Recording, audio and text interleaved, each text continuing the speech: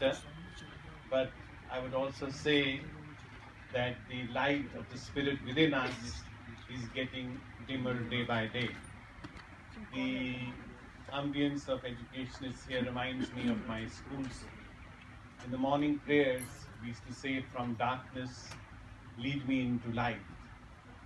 And today, this light, which is growing dimmer, of the spirit inside, has been ignored.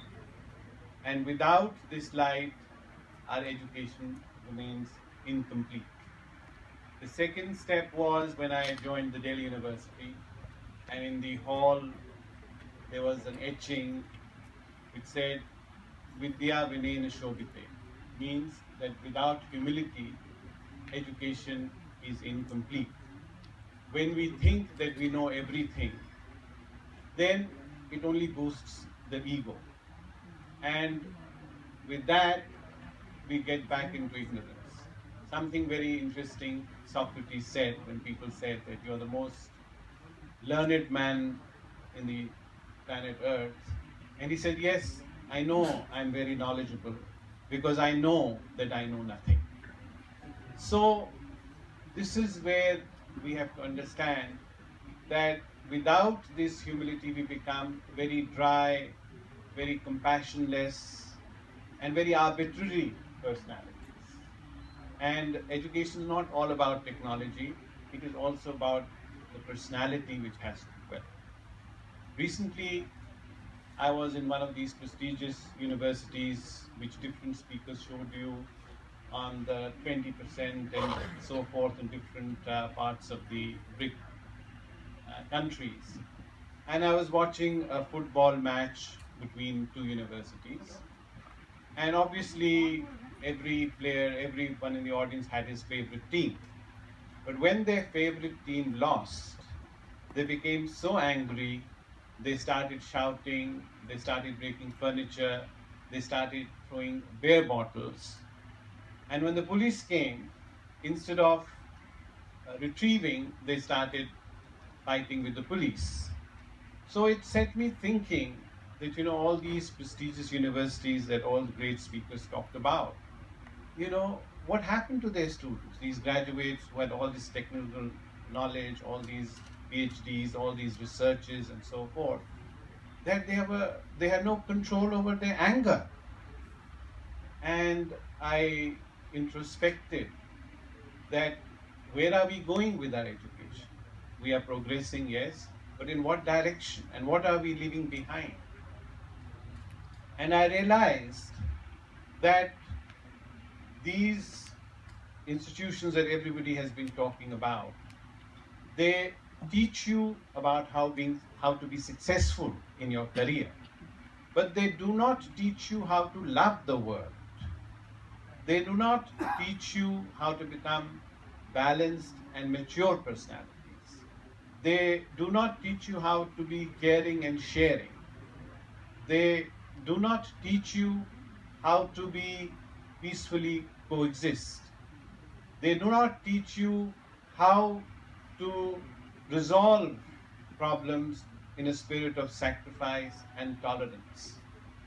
And they do not teach you how to withstand negativity because they don't have any safety valve within themselves.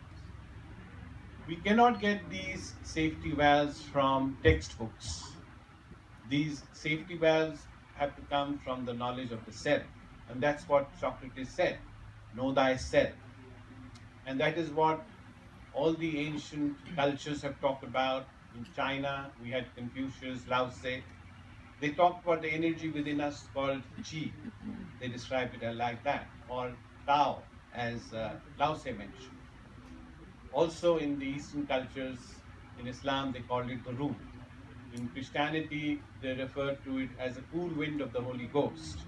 And in India, the ancient scriptures talk about the energy within us at the base of the spine called the Kundalini energy. So we have to connect within. There has to be also the education of the inner system within us. It's not only the education outside, and it has to be the education within. So how do we connect with these safety valves? These safety valves cannot be learned from textbooks. These safety valves can only be learned when we introspect, when we develop our inner being and we start educating ourselves on what is happening in the galaxy within us. Fortunately, in 1970, Her Holiness Shri Mataji Nirmala Devi discovered this safety valve was there at the base of the spine called the Kundalini, and she evolved a method of awakening it called Sahaj Yoga. When this safety valve opened, it opened the innocence, the center of innocence within us at the base of the spine, which is called the Muladhara Chakra. Now, a lot of issues today in education is asking when should we give sex education to children, at what age? But actually, this center is a center of innocence. So when this is awakened, the child gets an innate sense of innocence, respect, understanding of maryadas. He understands that he's not a sex toy anymore. He has to observe the maryadas. And this grounds us, gives us balance, gives us sense of direction, which we call wisdom. Wisdom is not the same thing as being literate. You may be a very intelligent man, you may have a very high IQ, but you may not be a wise person. And why I say this? Because we see in the recent past, 500 British girls joined ISIS. They came from these very prestigious universities that you so much lauded today. Why did you? Not because they believe in the ideology of Islam, because they wanted adventure. They didn't have a sense of discretion. They didn't have the safety valve to protect them. They'll say, we can do anything we want. We have freedom. So what? So this loss of their discretion is because this chakra within them has not been awakened.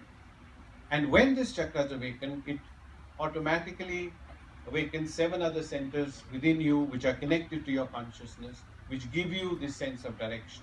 And the most wonderful thing happens when it comes to the top of the head, which we call the Sahasrara chakra. One of our panels talked about creativity. Now this creativity comes to you, which is called original creativity, when you connect with the collective consciousness, which happens when your attention through the Kundalini rises up to the top of your head. Then the creativity which comes to you is original creativity. And that is when Einstein said, when he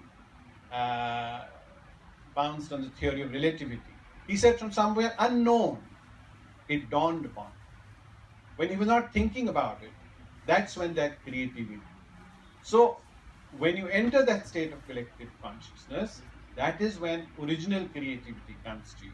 That is when you create a Mona Lisa. That's when you invent a new theory. That's when science crosses its own frontiers. And that is why BRICS Education University is going to set the new dimension for the world to follow. It's not by doing things which everyone else has been doing. It's not by establishing departments that every other university is department. It has to do something new. It has to have a breakthrough in our evolutionary process. And that, madam, is my vision for the BRICS. It's a great opportunity. Let's use it. Thank you very much.